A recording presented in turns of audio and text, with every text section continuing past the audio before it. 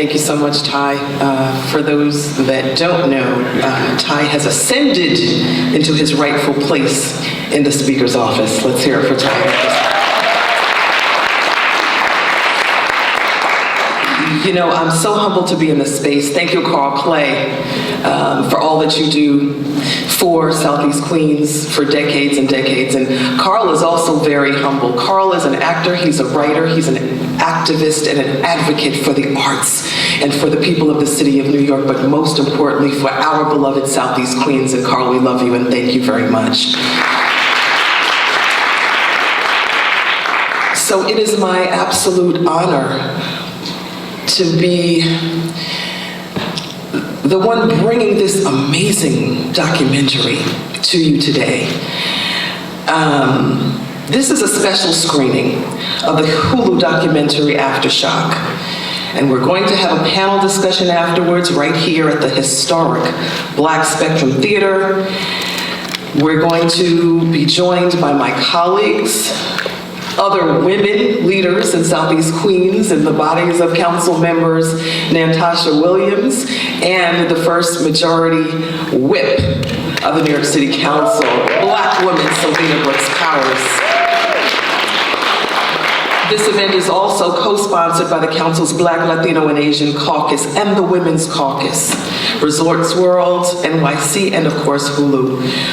I want to give special thanks to our panelists today, our moderator, Valerie Hall, all of the hospitals and organizations distributing resources, and the performers today that we will hear from, but most especially their survivors, the precious survivors, for their courage to share their intimate and personal stories. And my sister, I thank you so much for being that umbrella for us to fall under today. Thank you so much.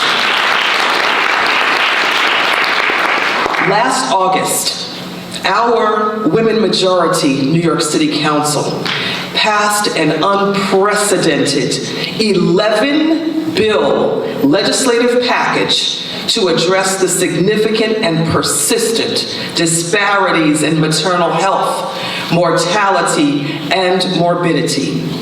Working in partnership with public advocate Jumaane Williams, Borough President Vanessa Gibson, and many others, the council enacted reforms that would, among other actions, require the city to train doulas and provide doula services in marginalized communities at no cost. Our legislation also increases public awareness about maternal and birthing health and mandates transparency about the city's efforts to address this crisis. For women across New York City and the entire nation, particularly Black women, this crisis hits very, very close to home. The council understands this well, and so we made it our priority to confront the maternal health crisis with comprehensive investments and solutions. Here in New York City, about 30 women and birthing people die each year of pregnancy-related causes, and a staggering 3,000 women, the majority of whom are people of color, almost die or experience morbidity during childbirth. And Black women, my sisters in our city, are 8 times more likely to die from pregnancy-related causes and almost 3 times more likely to die or experience maternal morbidity. While these statistics are striking, what we must remember is that these numbers represent women, families, and communities devastated by this crisis. These preventable tragedies, I'll say it again, preventable tragedies, destabilize our precious communities. And the shock that comes with unexpected loss leaves loved ones ill-equipped to heal. With today's documentary, screening of Aftershock, and panel discussion, we hope to shine an even brighter spotlight on the maternal health crisis and the related challenges and inequities in providing care. I hope that you leave this screening feeling empowered. I want you to feel empowered and ready to join the birth justice movement because we need all hands on deck to advance real changes in our healthcare system and ensure that our policies, especially at the federal level, promote health equity for all. As the first Black speaker of the New York City Council and the first mother and grandmother confronting these challenges, I remain deeply passionate about confronting these challenges. We will continue to work with everyone to deliver the change we need and the change that we deserve. And lastly, my brothers and sisters, I want to thank my entire staff who's on deck today for their hard work in putting all of this together. So let's watch this documentary in love, in unity, and understanding of what still lies ahead for us as people of color in need of an equitable healthcare system for all. Thank you very much for being here. Let's watch Aftershock. You've heard a number of things through the video, the film. Yes, women have to be heard. Yes. Have to be seen, they said. Yes, they must be heard. Yes, they must be heard. And yes, they must be felt. It's not enough to be seen. It's not enough to be heard. They must be felt. Because with that feeling, we connect our humanity and we can do something about it.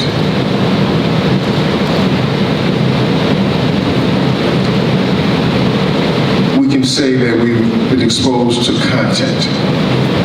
We've heard the lives and the stories and the journeys. But that content has to be connected to process. Now, how do we process all of this? And we have to process it in context, because we heard about institutional racism. But we can't disconnect institutional racism from its birth in colonialism.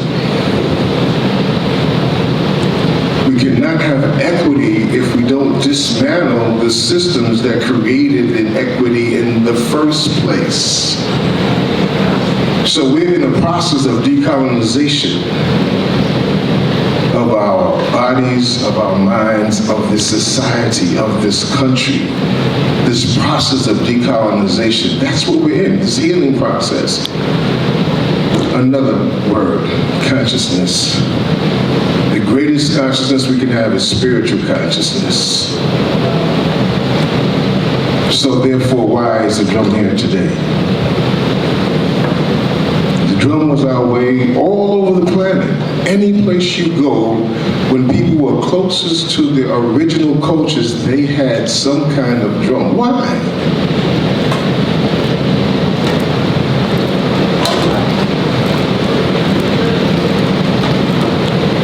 Because it's connected to the heartbeat, the first organ that gets created in the womb. As I play, I want you to think about all those mothers who gave life, your mother, who gave life to you. I want you to think about all those mothers who gave life to a child or children and lived. And I want you to think about all those mothers who gave birth to a child where maybe the child lived or didn't live, or she didn't live.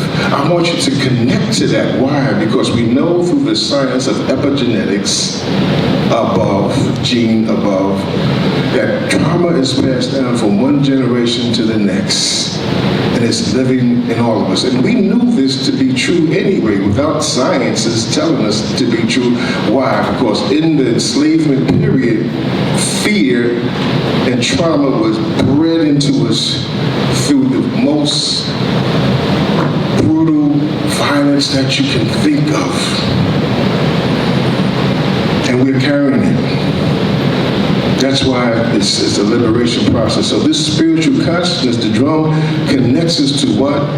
To the feeling, not just to be seen, not just to be heard, but to be felt. But we have to start to give ourselves permission to feel. Because all of us have been dehumanized to the point where we don't want to recognize our feelings. And therefore, by doing so, we participate in our own dehumanization. So this is a liberation movement to feel. You must give yourself permission to feel and to heal.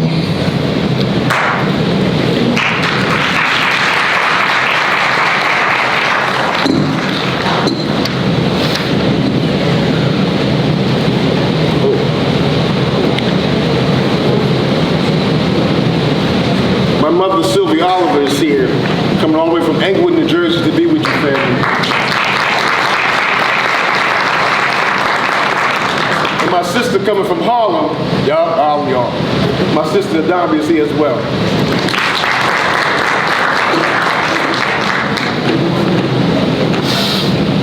What I just did was called Honoring the Four Directions.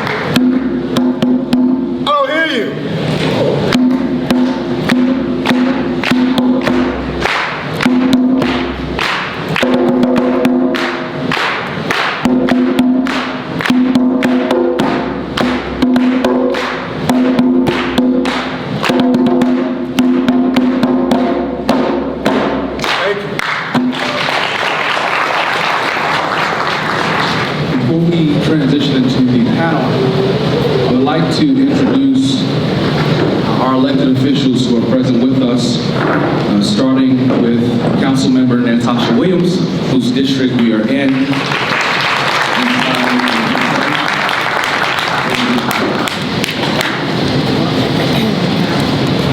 Good afternoon, everybody. Welcome to the 27th Council District. I'm really honored to be able to represent the district that shows such an impactful film. I want to thank Carl Clay at the Black Spectrum Theater, of course, Madam Speaker Adrienne Adams for centering issues of Black women. That can get a round of applause. Yes, because we have a Black woman speaker, we're able to center these issues that have plagued us for quite some time. And, you know, this is, well, I feel like it was more of a quiet issue in the community. And so it's been my first year in the council. It's been rewarding to see this issue come to light, for it to be shared amongst different communities. I do not have children, but I will tell you I am petrified, and it shouldn't be that way. I shouldn't be afraid to give birth, and it's because of all that you saw in the film and all that was not even in the film. So I want to thank the family for turning your pain into purpose. And it's interesting, I happen to know a few friends that knew one of the mothers who passed away, and that just showed me how close this is. You think, maybe you don't know them personally, maybe it didn't happen in your family, but when I found out that a few of my friends are really close friends, I was like, wow, this is close. And that just lets you know we all can be affected. So I want to thank everyone again for coming, and I just look forward to, in my capacity as a council member, continuing to push this very important issue. Thank you. Thank you, Councilmember. This time we'd like to introduce Majority Whip, Sylvina Brooks Powers from District 31. Thank you, and good afternoon, everyone. Thank you, Madam Speaker, for assembling the community around such an important topic. Black maternal health is something that has impacted me my entire life. My mom, at the time when she was born in Jamaica, West Indies, was actually the smallest baby born at that time. She was a preemie. And her mother died during childbirth. And her mom had the choice. I've been told this story through my whole life. It's going to be either you or it's going to be the baby. And she chose her baby. And no woman should ever have to make that decision if it's life or your child. And my mom has had to live through that and go through childbirth her own time and experience it. And I remember when she was even pregnant with my younger sister, she having complications and not knowing all what that meant at that age. And not knowing how it impacted me until it was time for me to think about expanding my family and realizing the trauma that I dealt with and didn't realize was there, and the fear of childbirth that I've had. And, I've had my own experiences, as many Black women have, in terms of trying to conceive, going through conception, and it's real. And, I've had the opportunity to stand with some of the families as a member of the Women's Caucus since being elected, working to elevate these stories, elevate their voices, so that we can work to make sure that other Black women don't have to experience these type of circumstance. After having miscarriages, I'm blessed that I do have a daughter now. I'm blessed that I did have a midwife. I created my own birthing journey. And I had a doctor that quite honestly cared, because after delivering Olivia, I had complications and I ended up back in the hospital with what was thought of as heart failure. And so even after you deliver, you got to deal with the complications after that and everything, and no one talks to you about this stuff. And it's important that we know and we create space to make women understand that your voice matters. If something doesn't feel right, you got to speak up.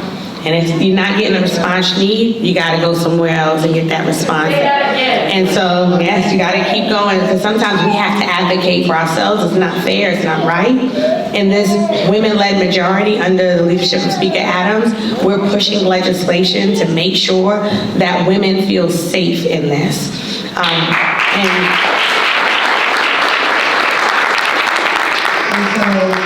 I just commend the families that are present here, because every time they tell their story, they're reliving that trauma every time. And just know that you continue to grow an extended family that wants to uplift the voices and those stories of your loved ones. And I'm so thankful that we now have this film that's out, that people can see it, so that we are able to protect future women during their childbirth experience. So thank you.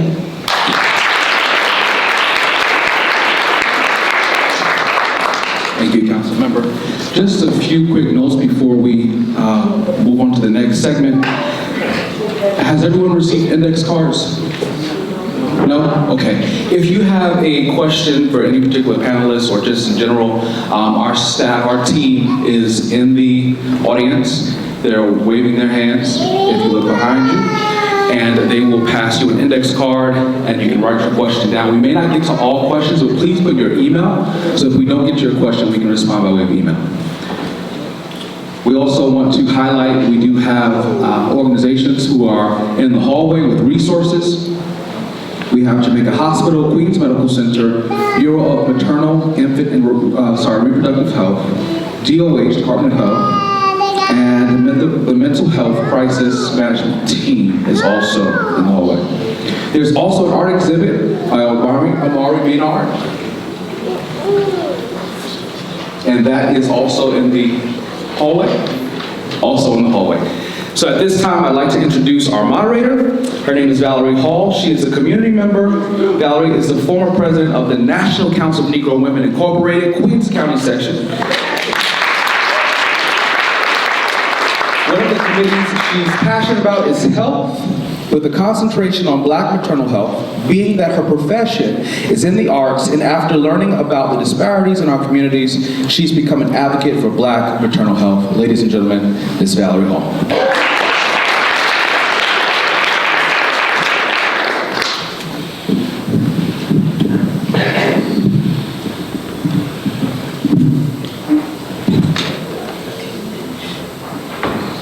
Thank you, Ty. Welcome, everyone.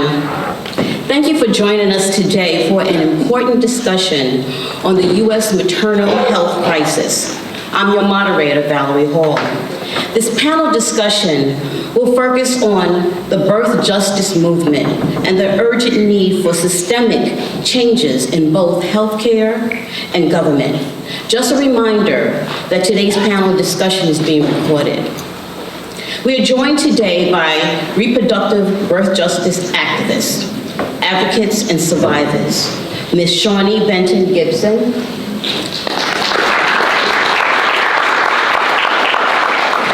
Amari Maynard, and Bruce McIntyre III. We are also joined by health experts in the field of reproductive health and mental health. Ms. Patricia Loffman, Ms. Chanel Porcher-Albert, Anita Passedini, and Dr. Oneje Mued. I'd like to personally thank and acknowledge and thank our first African American woman majority leader, New York City Council Speaker Adrienne E. Adams. Thank you for organizing this crucial community conversation. Members of the audience, if you have any questions, please use the index cards to write your questions, and we will pick them up and we'll try to get to each and every one of them. We received some questions prior to the panel. But before I begin, I just want to say the movie was awesome. It was awesome, it was awesome. And I was thinking about Shawnee, Omar, and Bruce, and I said that you're soldiers, but you're not soldiers, you're generals. You're generals creating armies in the communities and in the nation to eradicate this disparity that we have amongst Black and brown women. I applaud you. Let's applaud them.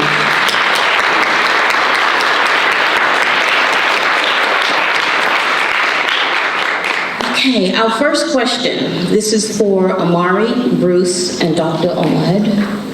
What are some of the ways male allyship contributes positively to community and family? Amari? Again, thank you for everybody for just being here and spending your weekend with us. You know, we really greatly appreciate it. I'm blessed to be up here with some awesome people in a space, in a room with some great connections, long-time connections that I've made over the years, and then also new connections that we plan on building with. And it's just so important that we all create these type of spaces and come together and have these conversations. So I just want to say again, thank you. To answer your question, I've in this space since I've been here the last couple of years, I've spoke to activists and advocates who've been doing this for decades, and a lot of them have been pushing for men to be in this conversation, and fathers to be in this conversation, and certain entities, people who have established foundations or money or whatever, just didn't really understand it. They felt like because it's a women's issue that. It wasn't necessarily for a man to have the conversation, have the space, or have any integral role in pushing these agendas forward. So I'm just thankful for the film, and at that being a, kind of an avenue to break the seal for us to really have these conversations and discussions.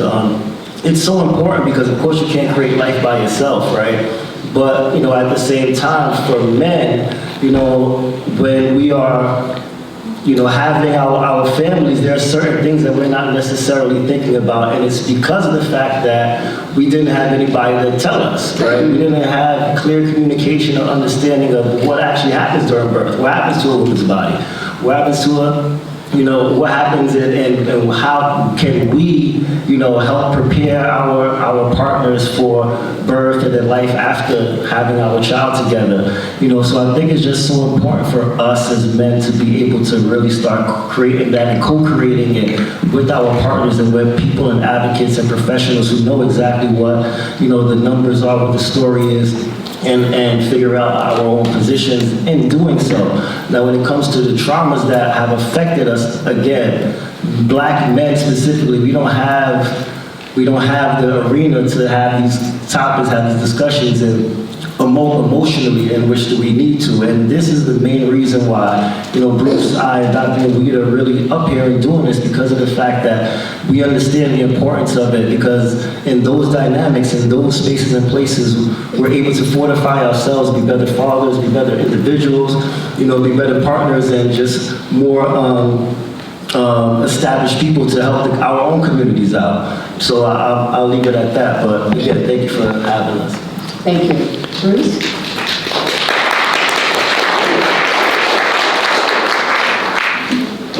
Omari said it perfectly. When I jumped into this work also, I felt like there really wasn't a space for me.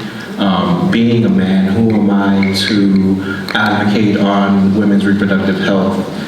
So which means that I needed to learn to do. I needed to learn for myself and understand the autonomy. And that really helped me, that opened doors up. Like I mentioned in the film, it opened a lot of doors for me, and I was able to connect and network with people who were in positions to not only listen but take action. And I think that was very important, especially in such a dire need. We needed all hands on deck. Like Omari mentioned, it's not just a woman's issue, and it's not, it's also a man's issue as well, and how we should be advocating and stepping up for each other, and the importance of allyship. The importance of community and having our community advocate for us as well is truly detrimental to of course, taking action. And of course, the more people that we show this film who necessarily don't come from backgrounds that we come from are able to empathize and, of course, advocate as well for the injustices that we've been receiving. Thank you. Ms. Dominique? Thank you. Hello, is it on? Okay. I'd like to begin with a very short story. Last night I was speaking to a social worker, and she was sharing with me, she works in what is called the NICU, which is the intensive care unit for babies who are born premature or have medical problems. And she was sharing with me that this father felt totally invisibilized. Like when he came into the hospital, guards was looking at him with suspicion. They was asking where you're going. He tells them where he's going. And then when he gets to the doctors just walk right past him without even giving him any kind of acknowledgement. And then when he's asking questions, they're not even looking at him, they're looking at her. So men have been invisibilized in so many different ways in this medical system. Let me go a little step further. Nationally, there's something called Healthy Start, right? And that's part of my salary as a fatherhood coordinator. It's only in the last funding cycle that fatherhood coordinators have actually been put in the budget. I'm talking about something that's been going on for 30 years. It's only in the last funding cycle that someone like me can be actually in this position. And it speaks to the whole marginalization of men in terms of health in general. And Madam Speaker, I would like you to consider not only doulas for the women, but also doulos for the man. I'm a doula. I'm a post. See, there's different types of doulas. You can have a birth doula, you can have a postpartum doula, or you can have a full spectrum, right? I'm a postpartum doula that works with the men to help them along the same process, because only when we're able to create comparable services for the man in the same way that the woman gets those services will we have the support of the family. Only when we have comparable services for the man, the same way we have for the women, will we have really a system to support the family. So when you talk about the black family, we're talking about an institution that has been under attack from the very beginning of this society.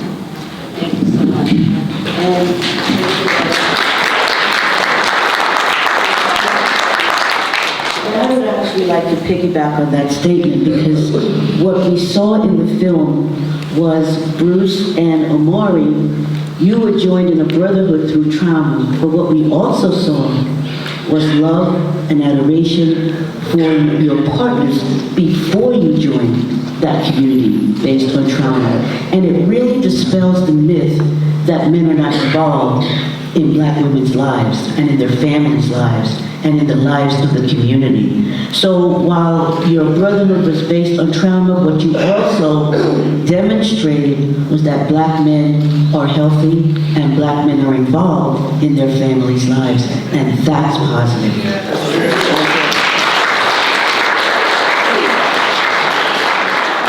Thank you so much.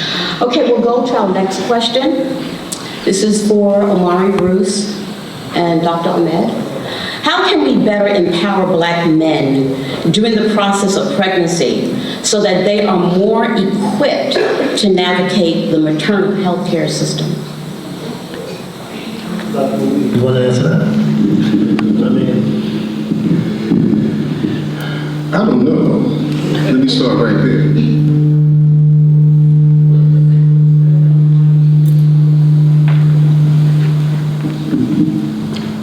I don't know. That's the answer. But what I do know is that we're going to figure it out together. So I'm going to give it right back to you, brother. I'd like to, is this working? Oh, this is working. It's off the press. Greetings, everyone. So to answer that question, I am a full spectrum doula, and I train folks to be able to support through the process. And I'm also a mother of 6 children. And I think it starts with acknowledging the fact that when people become pregnant, when a couple, and I don't like to call them couples, I call it a unit, because they're a unit, right? They're 2 individuals who have made a choice to come together to create a family. When they come together as a unit, they're both pregnant. And so when I have the first initial prenatal appointment with someone, I'm like, I'm intentional about making sure that the men who are in the process, I'm like, you're pregnant too, brother. What are you experiencing? Like, what is it? Because they do experience things. And I didn't realize that until I had my first pregnancy, and I had the care of a midwife, right? And she taught me the fact that, like, you know, he's gonna experience things. Like, he may not necessarily be always just thinking about the financial aspect or duty of taking care of her family. And that aspect is the emotional aspect. How was he raised? How was he parented? What kind of father does he want to be? You know, what does it mean for him to be in a space and support and to involve him in the entire process? And that's what makes birth a community event. Right? It's understanding that it's not separate from one another. It's much like pregnancy. Pregnancy is treated like a diagnosis. Like you are separate from the fetus that you're gestating, and you're not. Right? It's all encompassing. And when we start to understand that, then we understand the impact. And as Shawnee mentioned, the ripple effect that it has, and watching the video again and then sitting with them. And it's not like we don't see each other, right? But it was an opportunity to connect the dots and to see certain things, right? So I knew Armani and Shamani way before all of this, right? Because you see each other in the community. They used to come to our space. He would hold painting classes. Shamani would be right there assisting. They're doing this together as a family. I remember them hosting a birthday party for their oldest child in the space. And the care and the dedication that she put into, like, this place was decked out. I was like, this is my spot? Like, I didn't even know it could look like this. And seeing the love and the care and the affection that went into that, right? And so when birth is never just a singular event. Birth is something that it affects us continuously. It affects the way in which we're able to show up for one another. It affects the way in which we're able to raise our children in communities that see us every single day, right? And so when you ask the question, I think, and I'm speaking from a woman's perspective, and as a mom, you know, how can we involve men by just involving men? It ain't that hard, right? It's about acknowledging their presence, the fact that they're here. And they've been here. It's not a new phenomenon. Black men have been here. And y'all continue to show up for us every single day. And so I want to say publicly, thank you. Thank you for showing up for us. Thank you for showing up for our children. And thank you for showing up for one another. And we need that continuously and keep supporting one another. It's not that hard.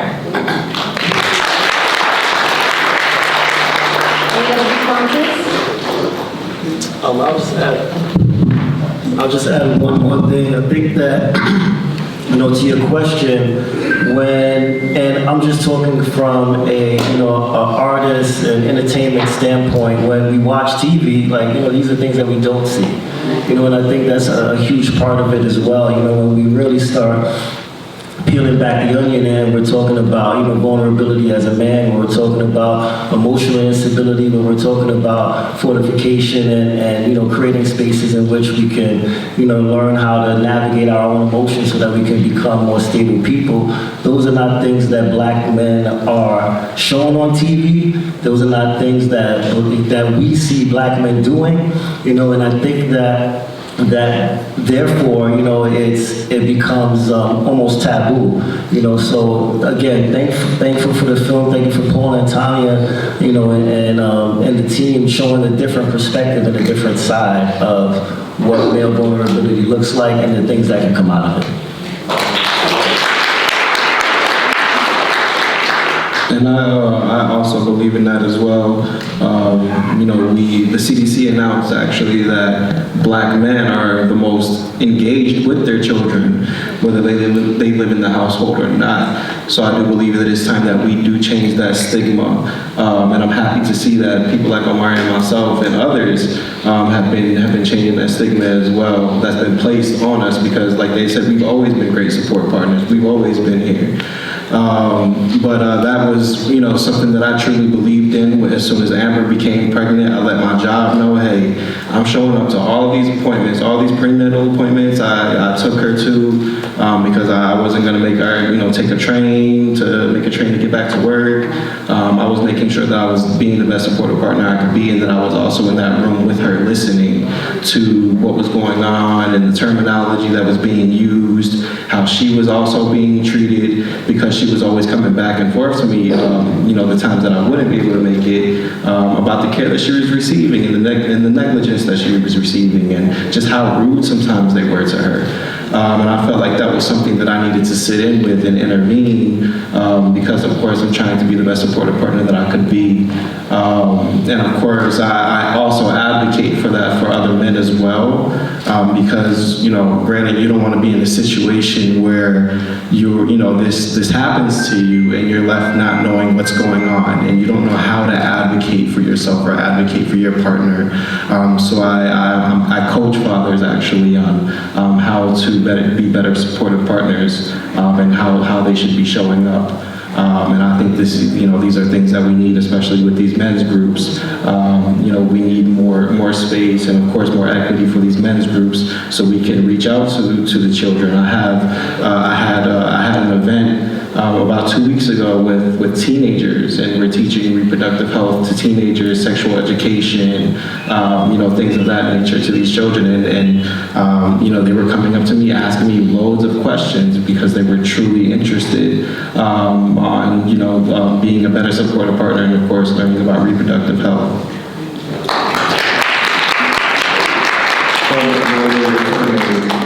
This, in Healthy Start, we use something which is called the life course perspective, right? It says that pre-pregnancy, pregnancy, birth, postpartum, how then can the men be involved with each step, each stage along the way? It's important to know that when the wife comes home with the baby, the man has to take care of the wife and the child. And if we're not preparing that man to do that, we're crippling him and we're really endangering the family. So empowering the man is actually making sure that we're creating liberated zones at each stage of the birthing process, so that any place you go, there should be some material, there should be a welcoming, there should be a strategy, there should be some kind of well thought out engagement that is going to bring the men in. Because when we go to PTA meetings, what do we find? We find the children and we find the mothers, right? That didn't happen by accident. That happened through a whole series of neglect and marginalization. So now we have to, the same way that Healthy Start is now creating resources for father coordinators, the same way that's happening there, we have to bring resources to all these places along the continuum so men are considered. And it's not about supporting women, let's be clear, it's men assuming their responsibility. It's not supporting the women, it's actually assuming your responsibility. So it's very important to involve your spouse, your better half, in your pregnancy from the beginning to the end. Patricia, did you want to add to something? I think it's important. I think it's important to also acknowledge that even when men want to be involved, the system has to be welcoming of that interest and make it easy for men to be involved, because often the system sees women alone, again the stereotype of the black man not involved, so sometimes men have to fight their way into the system. And I think what we also need is a culture change so systems easily incorporate men in the process. Thank you so much. Whether it be through race, whether it be through gender identity or sexuality. So it's really important for us to take a moment to learn, right? To listen, to acknowledge, and when someone says who they are, believe them, right? And move accordingly in respecting what that is. Thank you. Anita?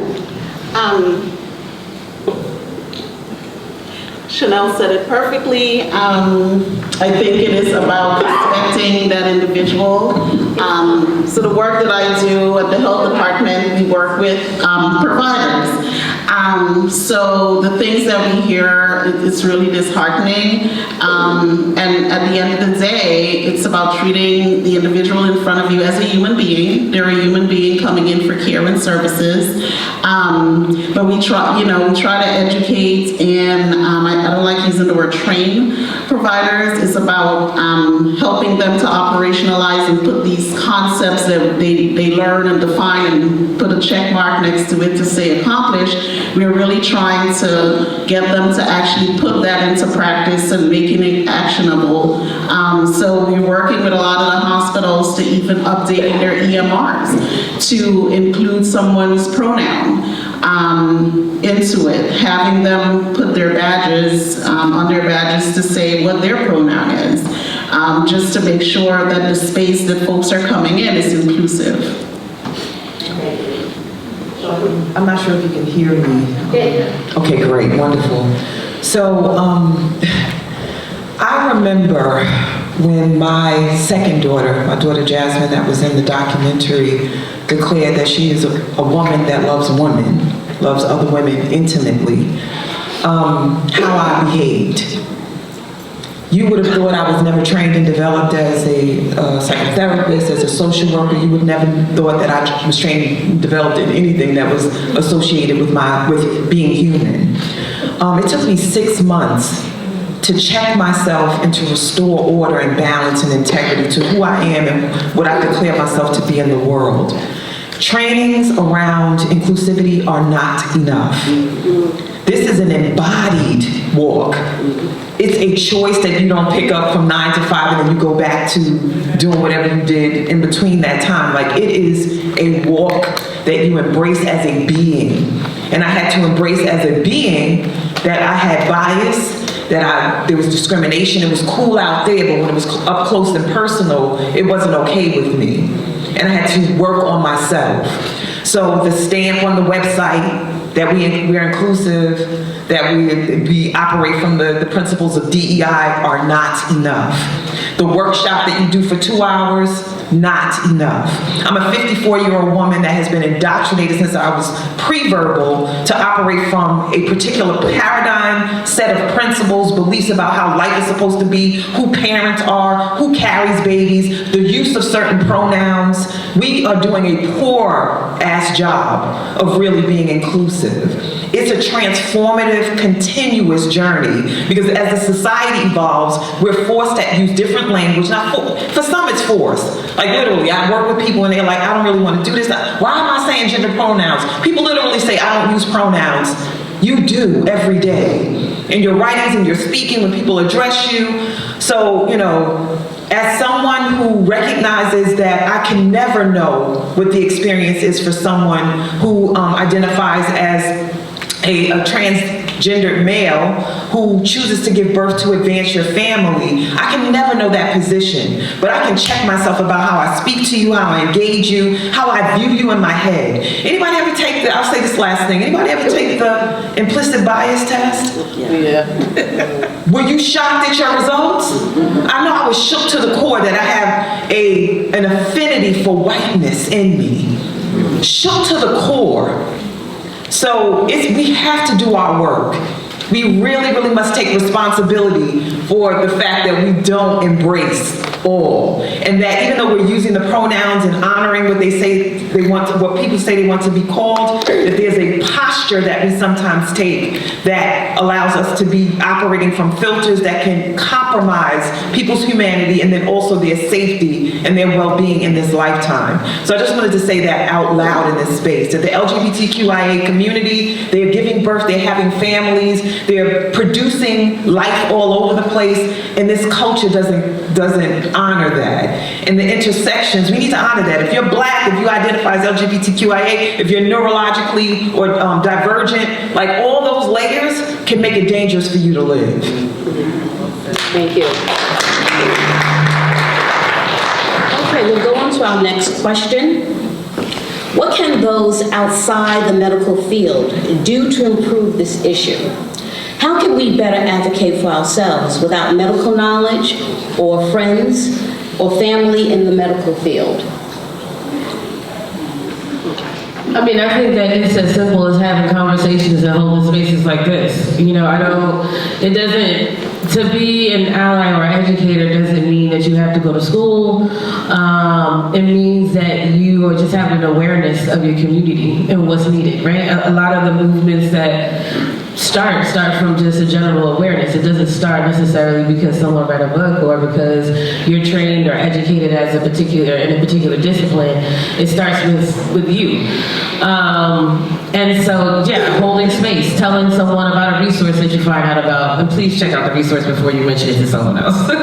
but like passing on that knowledge and that education to others in various different ways, any way that you see fit. And, you know, if you see an article, reposting the article, sharing your thoughts about it, having conversations, holding a book club, like taking an opportunity to just talk about something, asking your own parent or your grandparent about their birth story, right? That simple thing can spark a conversation and to get people to think about the ways in which we birth our children in a different way. But because we don't have these general, just basic conversations, right? The sister earlier shared that she had numerous miscarriages, right? That, in order to get to a place where she was able to deliver her baby, because we don't have conversations around miscarriages and infertility and the processes and the journeys and, you know, what it takes to feed our children and what it takes to raise our children, we find ourselves in this lost space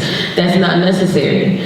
You know, and it just takes a moment of us just having a bit of, I don't even want to say, I don't know if it's courage. Do we want to say courage? Yeah. Courage, right? Just to open up and just say, like, and be vulnerable and allow ourselves the opportunity to be vulnerable in spaces. And I know that's hard, especially for us as Black people, right? Because there's a tendency that when we allow ourselves to be vulnerable, we get hurt. Yes. And we get hurt by systems of oppression, right, that are shaped to separate Black families, right, on a consistent basis. And when that happens, then you become silenced because they want to hear you be silent. And I think that oftentimes that's when we need to be louder. Dr. Lewis? I would say, just use the word respect. Spec is to see, right? So when we say respect, we're saying to see again. I used to feel really good about this picture of me and my daughter. And I lost my daughter in 1996 through suicide. And I used to love this picture because I'm looking at her, she's looking at me, and we're having this connection. But I had to look at that picture again. It was in the summer. I had on sunglasses. She didn't. I'm saying, wow, I'm wearing sunglasses to protect my eyes from the sun. I didn't think to buy sunglasses for her. So I think it begins with us respecting, re-seeing again the roles that we've played in our own negligence, and then having conversations with our families about things that we just missed. I'm not going to excuse myself because I was young at the time, 18, 19, whatever it was. I'm not going to excuse myself for that. And we have to have grace with each other and have compassion with each other because maybe we just didn't know. So it starts with this re-seeing again, and then creating what I'm calling social health circles. And that is to say, we have all kinds of conversations, right, with our families. But do we have social health and social wellness conversations about how are you doing, what's well for you? As a male doula, I don't really think I really became one until I asked my sister about her birthing process. I hadn't asked her about that before, right? It wasn't until I asked my mother about her birthing process. So we have to ask our women about the birthing process in our families, and that becomes part of our family history. And as we do that, we become enriched, become empowered, and that gives us something to pass down to the next generation. Thank you. Bruce, did you want to add something? I think speaking in more education surrounding bills, because of course when we do speaking engagements like this, of course you see people up on stage who have such compelling stories. But of course you can go back home and do something. Pay attention to the city members who are advocating for us and trying to put bills in place to protect us, such as trying to get the New York Health Act. We're trying to get the New York Health Act passed. It's very important. Of course, the Omnibus Acts as well, which is non-conclusive acts, which are dedicated to maternal health. Of course, our CPM, Certified Professional Midwifery Bill, so midwives can sufficiently, work in the state of New York. These are, things that are very important to us. As we're seeing, when we have midwives in our developed nations, we're having better birthing outcomes. So these are things that we need here in New York State. Of course, you guys see that we're also still trying to open birthing centers. Freestanding midwifery birthing centers are going to save lives. I believe that is the future of birthing. As mentioned before, when women are being taken care of before, during, and after pregnancy and throughout the postpartum period, we're curbing and preserving mental health, and we're doing better as a populace because it's very clear that there is a biased agenda that has infiltrated our human, civil, and reproductive rights for a very long time, and it's been there. And I feel like it's time that we completely dismantle and reimagine the system so we can save lives. And it's a shame that we even have to put bills in place to protect us.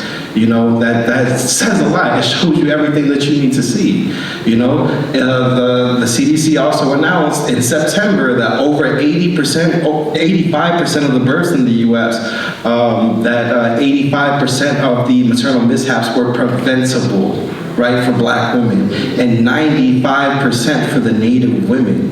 That says so much. But it's very important that we're educating people, just like Chanel said. We're coming to these events, we're sharing data, we're sharing our stories, we're sharing the education behind midwifery and doulas and nurses and doctors and OBGYNs, and that we're fully understanding the history so we can move forward and we can also learn how we're advocating for ourselves and for our neighbors.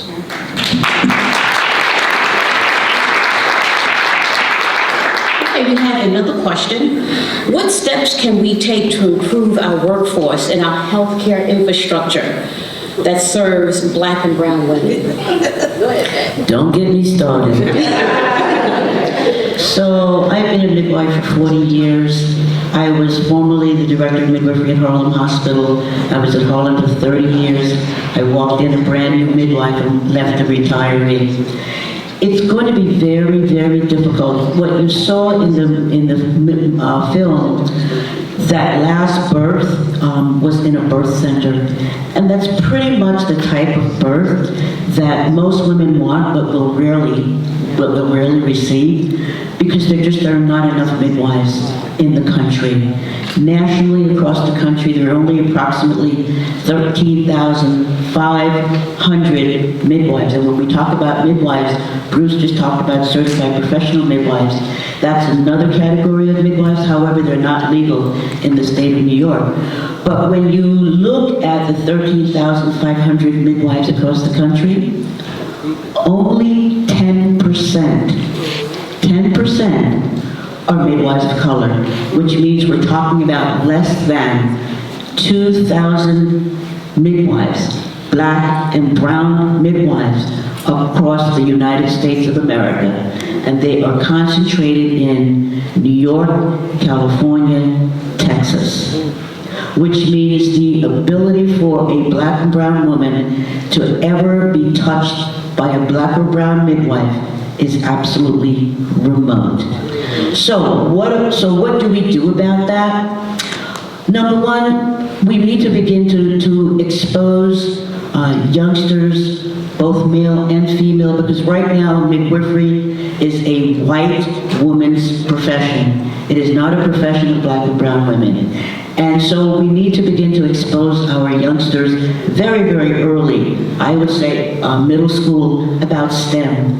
Because by the time you get to college, most have already decided on a profession that does not include medicine. And so the ability to increase the workforce really begins at a time when they will be exposed to medicine as an option, exposed to midwifery as an option, because unfortunately that 10% that I talked about midwifery, it's across all the health professions.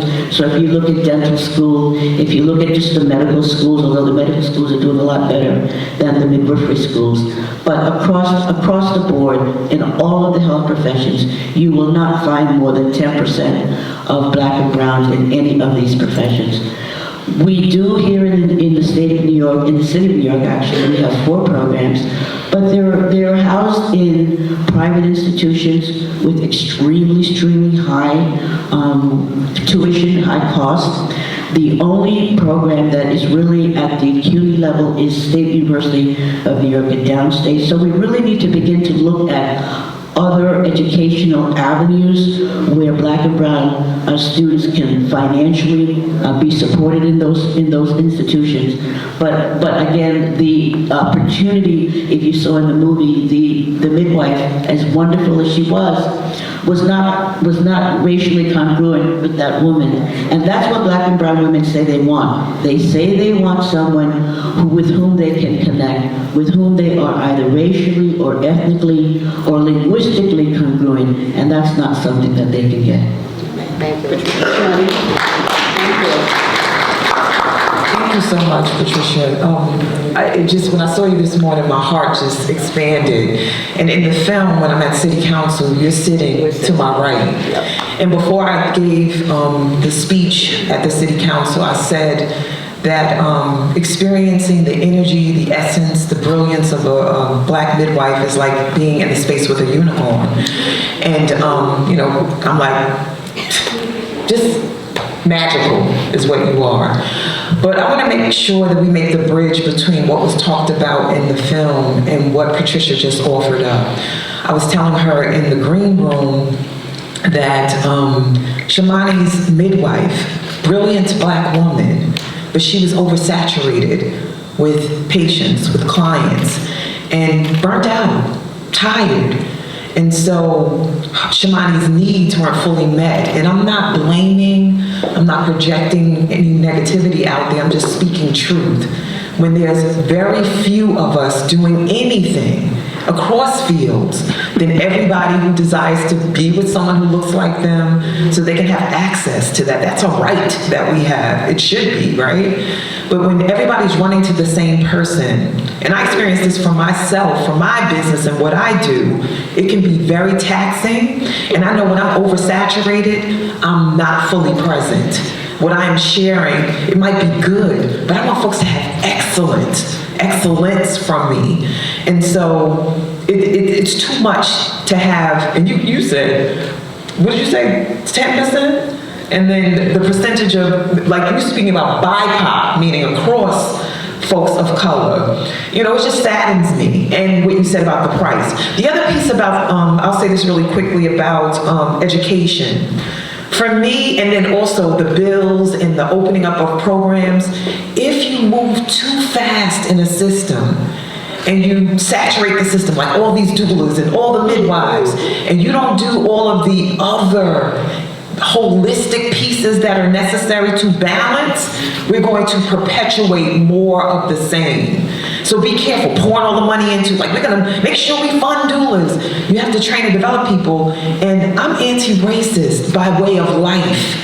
If you're not teaching that too, if you're not talking about its twin patriarchy or the triplets of capitalism, then you're just perpetuating the same principles, messaging, mindset. So we have to do all that work simultaneously. Pouring money and putting more programs in is not enough. We need to do it, but we also need to make sure that we're doing our due diligence to make sure that these folks are trained and developed adequately, because midwifery students are leaving. I speak to just so many of them. They're like, I had enough of being abused by white or BIPOC, because we've been trained and developed to abuse each other. It's called internalized racial oppression. They're like, I can't take this anymore. I'm leaving the field. I'm going to go in another direction. I'd rather sell shoes than be abused. I think Let me just, before you do this, Chanel, during the pandemic, because there were so many restrictions and limitations on the ability of partners to enter the hospital when women were in labor and birth, most women chose to leave the hospitals, and they gravitated towards home birth, specifically birth center and home birth. But it's really difficult when you're talking to women and they say that this is what they want. Just to piggyback onto what Shani said, those women have few options in terms of Black midwifery. And so the Black midwifery community became oversaturated with women literally pounding the door, wanting their services. And so I think sometimes we have to think about the other options. So for example, the Brooklyn Borough President, Antonio Reynoso, is very famous about saying, he went to a public institution because he said, if it was good enough for the people that I serve, it's good enough for me. And so he went to a hospital where he knew there was a large midwifery service and had both of his children with midwives in the hospital. So it's important that women have options across the spectrum. And maybe what is needed is that the information about hospitals that have midwifery services is promoted more across the public health system. And I think that's something maybe the speaker can help us with. Thank you. I think we also, Could I just say this, is that we are running out of time. The time is getting short, and I want to take 2 questions from the audience. I know you guys got great things to share, but I want... Can I just, I'm sorry, I'm so sorry. I just want to say too, just to both of their points, you, as someone who, again, I train doulas, there has to be a level of infrastructure that's put in place in sustainability. So when you're talking about making changes systemically, it has to start with education. And so anybody who comes in contact with someone who is pregnant needs to unlearn the education that they have been given, right? In order to, so when we start to talk about gender and sexuality, and then we're, on top of that, we're talking about race and all of the other things that can compound someone's experience, like that needs to be learned, right? Or because what has been learned has not worked. It has been learned from a perspective based on race and false social constructs on what it means to birth a child into this world, right? We also need to talk about the ways in which grassroots movements are monopolized and how they are tokenized, right? And how doulas have been used as this tool now that's gonna magically, I'm gonna sprinkle some fairy dust on something and now I'm supposed to change the ways and the history of something that has been perpetuating itself since before I was born, right? And so we need to think strategically about, it's not about me training more doulas. How about give the organizations the funding that they need so that they can hire those doulas who live and work in those communities, and then create sustainability so that there is longevity so that they can support folks.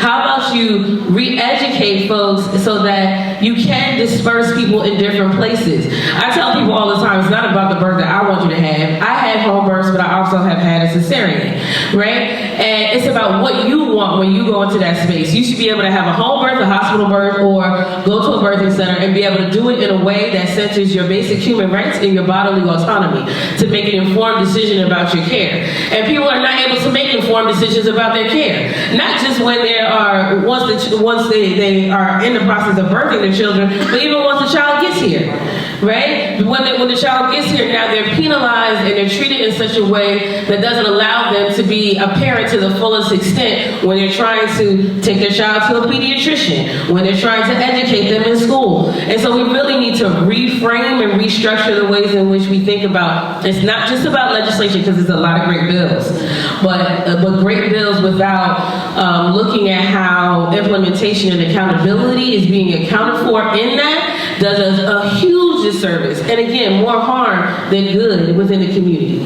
Thank you so much. Thank you. That's a good segue into this question from the audience. Moderator, I would say both and that means we still need more doulas and doulos, and the organization is called CAPA, where people can actually get trained, because we have to increase our capacity and hold accountability at the same time. Sante Sana. Thank you. The question from the audience is, what is the difference between a doula and a midwife?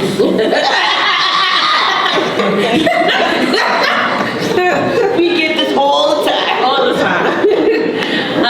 So as a doula, I'm offering information and education so someone can make an informed decision about their care, right? I'm going through the process of childbirth education. I'm talking to you about lactation, about how to prepare, what to expect, right? And midwives are doing the exact same thing. But guess what? I ain't catching no babies. I'm not doing no vaginal exams.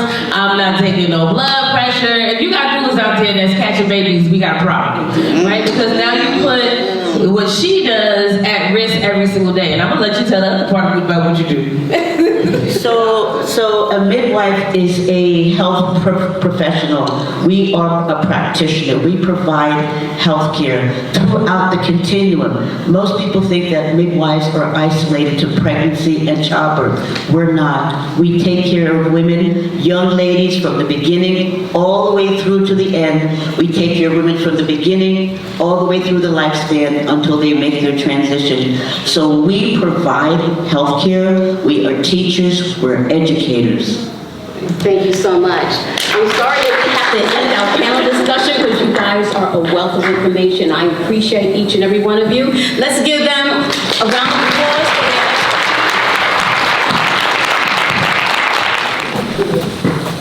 their... Did you learn something, family? I did. Let's give our panelists another round of applause. Aren't they marvelous? You know, as I watched Aftershock, I was just, I went through so many different emotions, and I'll share this with you and I'll let you go. You know, my mom, who I lost almost 2 years ago now, my due date was January 14th. My mother gave birth to me on the 9th of December. I was very, very much underweight when she gave birth to me as a premature baby. But I said all of that to say, my mother had had several different experiences going into what was known back then as Elmhurst General, in the heart of our wonderful Queens. And she had false alarms, and you know, my dad was a worker for UPS, so every time my mom had a false alarm thinking she was in labor, my dad had to stop work, you know, come back, see about Ruth, what's blah, blah. So, and about the third or fourth trip, the false alarm with having me, she went back to Elmhurst General for the third or fourth time. They put her in, oh, Miss Edie, everything's okay, you know, you're really not in labor, just, you know, just relax here. They put her in a room on a gurney, and within a couple of minutes, my mother gave birth to me alone. I could have been a statistic. Adrian Edie, Ruth Edie, we could have been statistics laying on that table together. My mother could have bled out and I could have stopped breathing, but for the grace of God.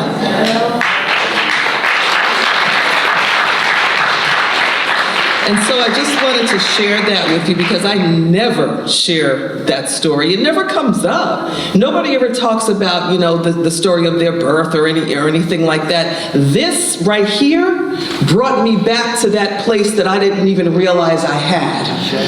And so when I think about it, we talk about trauma and Black trauma, and I'm reliving some decades of trauma that I didn't even know that I had being born on that gurney with my mom alone. And by the time she started yelling, "Nurse, nurse, the baby's here," the nurses all come flooding into the room because they thought they were going to be sued by this Black woman who gave birth alone to an underweight premature child. So we have got to keep this story on the front burner. Omari and Bruce, God bless you. Your babies are beautiful. You are exemplary fathers. And Bruce, you warm my heart when you talk about taking the message to the youth. They need you. We need you. Omari, let's get some of those paintings and check them out. This brother can paint his feet off. So let's make sure that we support him. And my sister Shawnee, what an inspiration you are. How we love you, beloved. Thank you so very much. To our health professionals, thank you so much for being here. The work that you continue to do for our community. We are all going to make sure that we carry the message of Aftershock far beyond today. Let's talk about it, let's be about it, and let's make sure that we continue to do the work. We know that, again, we are women-led on the City Council, and this message is certainly not lost on yours truly. I'm going to continue to do what I do and fight the good fight for our people. God bless you, and thank you for being here.